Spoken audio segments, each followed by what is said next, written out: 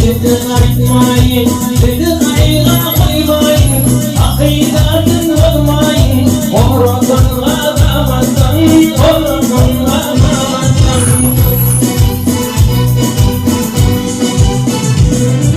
Ölçeğini evet, saçakla gidiyor, başa düştü kıyamet, belki daim cennetten, belki daim cennetten.